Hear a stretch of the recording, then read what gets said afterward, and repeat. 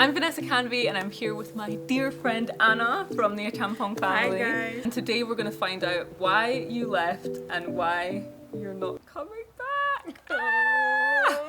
So why did you decide to leave after living here for 2 years? Yeah, thank you for asking that question because there has been so many conspiracy theories or whatnot, so I just wanted to come on and explain that. Initially, we never came to move. We came to have a sabbatical year, or 8 months it was. Because of school restrictions, they only give you 8 months free in the Netherlands. So that's what we came to do, to explore Ghana, to learn as a family and just vacate as long as possible, basically. And then COVID hit and we decided that this is a much better place in the world because there's much more freedom. We can still be out. We are not confined to a small house. We had a pool and we were just so free in comparison to what our family and friends were going through in the Netherlands. So we decided to stay. But we didn't have any much income except from YouTube. So our savings that we had planned for the 8 months was really going down. And then the YouTube income was good, but not good enough to sustain a whole family. So we decided that Kevin was going to look for a job. Because of the COVID period, that got very, very tricky. Like the job offers he had before, and that was just like, oh, let's see what I could do in Ghana. So I wasn't serious looking for a job, but just asking around. So the offer he got before COVID was much different than the offer after COVID. So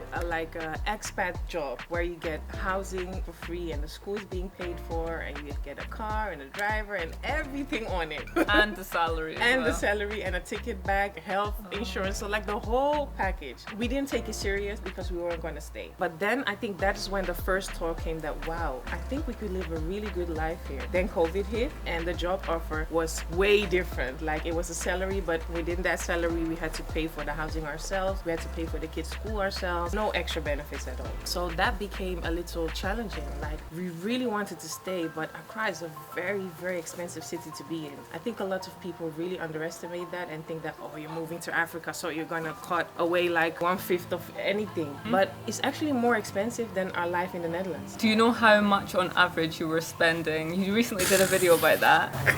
Do you have any idea how much So you were when spending? I calculated it, yes, but at the moment I was just spending because there was money coming in anyway. So I think in the first year we just lived as if we were on vacation. And when you just come to Ghana, you find that everything is cheap. So we just spent however we wanted to. When we decided we were going to stay and looked at the budget that was left, we decided to spend a little less, but we were also really chilling because we like to enjoy life. So if I look back at it now, I'm sure that we could have invested that money and tried to spend it much smarter than what we did. But anything happens for a reason, I feel, and we really enjoyed the time that we were here. The amount exactly $56,000. Yeah, a In year. 2 years? No, a in year. 1 year? Yeah, but that's like including school fees. Okay, that's rent. like including rent and all of that. That is what we needed. So the problem I feel with the city of Accra is that if you want your kids to be in a certain type of school environment, you're bound to prime areas of real estate. And the prime areas of real estate are very, very high. I honestly didn't really mind renting.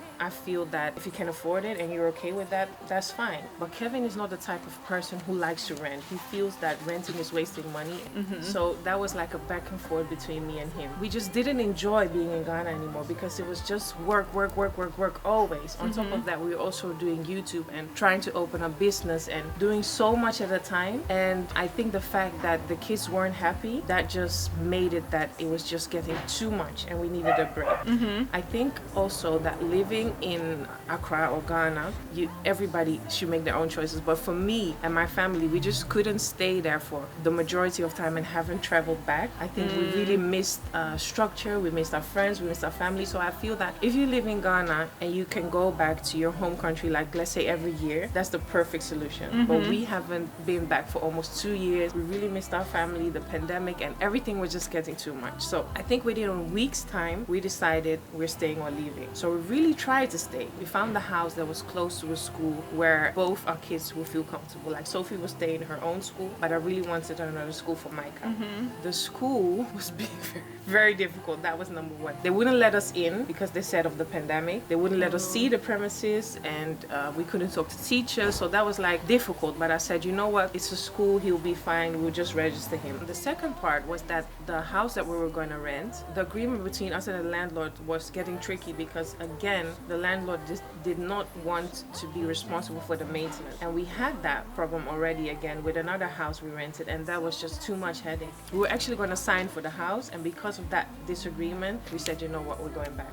So within a day or two, we packed everything that we accumulated here. We stored most of the things that we thought, okay, you know what, we are just going back to the Netherlands for a while, and we'll come and take our stuff or come back to live here. So we only packed like our necessary belongings.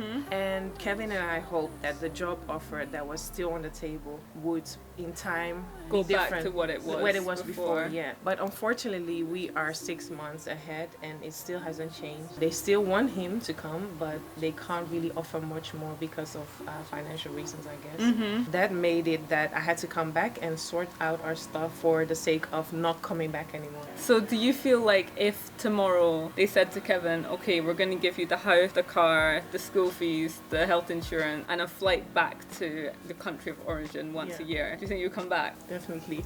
But I think being in Ghana and having lived through a pandemic really made me know that for me, nothing else is important than just waking up and being happy every day. Oh, that's so And nice. I feel like I can be anywhere in the world as long as I'm just happy each and every day. And in Holland, that's a real struggle. So what have you guys decided then? Have you decided that you're not coming back right now? No, because we had to do something with our stuff. Having storage in Ghana, because of the heat, it just makes your things break so quickly.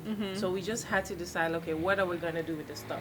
So we decided to just leave it and give it out and whatever. But the decision of moving back to Ghana, I think is still a no because of Kevin, and his goals and dreams. Right, okay. But also the kids, you mentioned that they weren't happy before you left. Yes. So, Why were they not happy? I think the school system in Northern Ghana, but the school that they were in, were very strict with COVID rules. So they had to wear face masks each and every day, even while they were going for gym practice. There were no extracurricular activities. And I think if you have a school which is very strict, I think that's fine if you have a house situation where they can be free. But our housing situation was an apartment at the moment. So for them, it was just too much. They were confined a whole day, basically.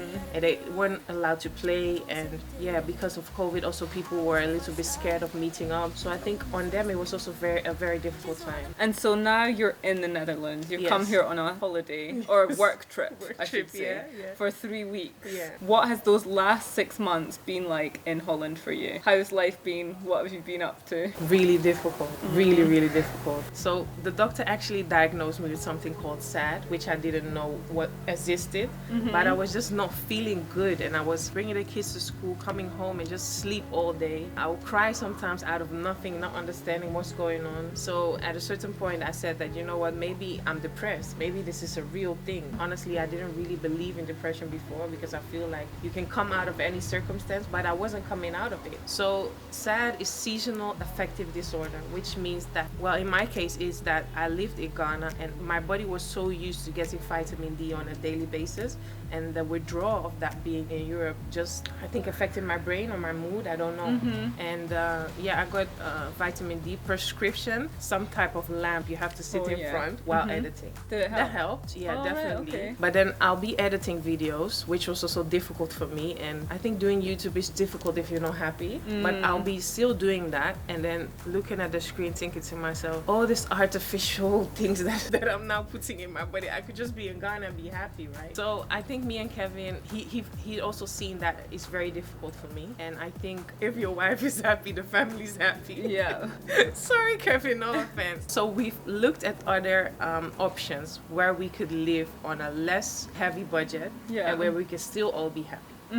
So that is what we are. And have you found somewhere? We have some options, but the thing is that Kevin is also starting work again, so it's just difficult. So he's obviously now got a full-time job. Yeah. And is he happy with his new job? He's going to start, and I think he's going to be very happy. But that also scares me because he took the step once to like quit his job and basically also quit his career path, or how do you call that? Like in the Netherlands, you have this thing where you climb on top of the ladder of your career. I don't know how to explain that in English. established. It's the same. Yeah. Okay, a career ladder, basically. Yeah, and he feels like that was disrupted or disturbed by coming to Ghana. So I think COVID had a lot of influence in that, because I'm very sure that if the pandemic didn't happen, he could just go back to his old job and then climb that ladder from where he left off again. He could have still done that right now, but he just didn't want to.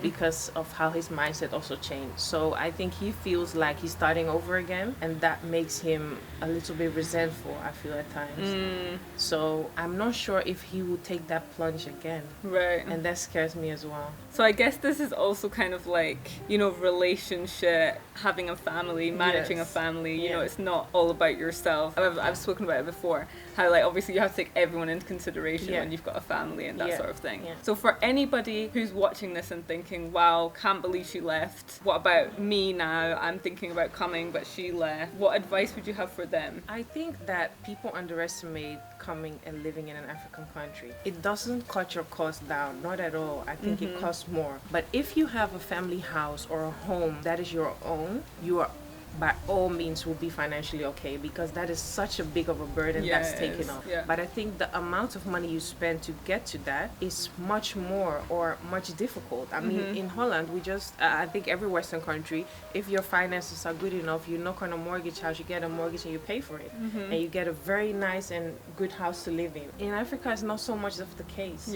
So you need to have a chunk of financial money to build a house. And when you finish that house, that is when you're going to live good. But before you get to that, I think that is what people really underestimate. And I also agree in a sense with Kevin that renting is just wasting money, because the renting is very, very high.